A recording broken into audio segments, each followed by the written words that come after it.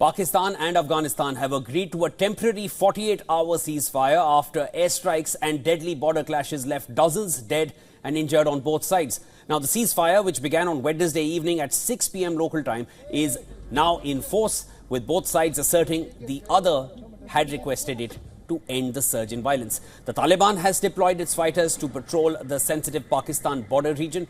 Multiple armed fighters were filmed inside a Humvee vehicle as they drove through the dusty landscape towards the frontier.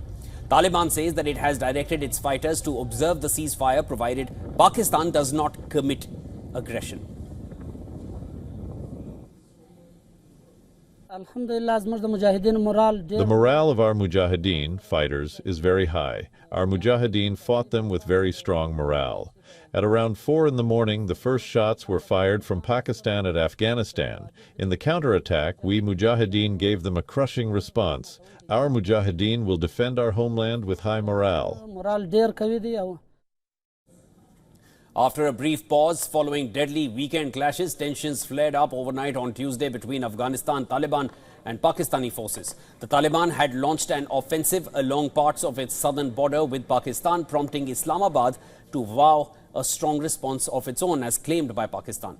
Pakistan, on its end, carried out airstrikes on the Afghan border province of Kandahar, hitting the town of Spin Boldak.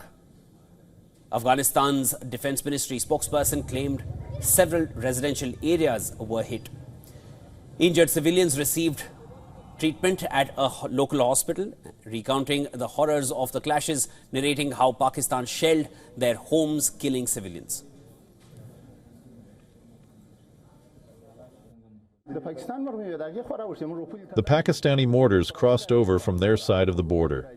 We were close to the border when the mortars and shells came and hit people's homes. The military posts are around the border, but they sent the strikes into civilian villages. The shells landed here and caused many casualties in Spin Boldak.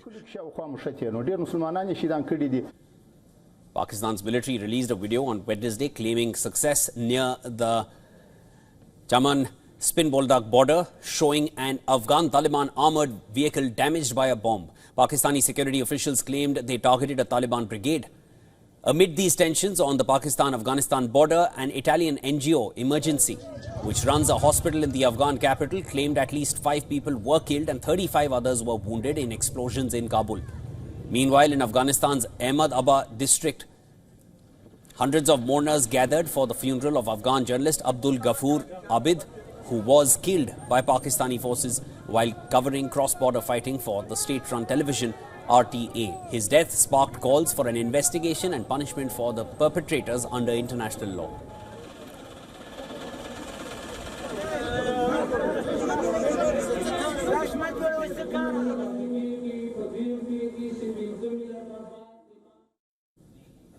And to discuss more, we were earlier joined by Marvin Weinbaum. He is a director for Pakistan Studies at the Middle East Institute. I had spoken with him on the strength in this ceasefire, how long it will hold, and if there are chances of a full-blown war between the two sides. Here's what he had to say.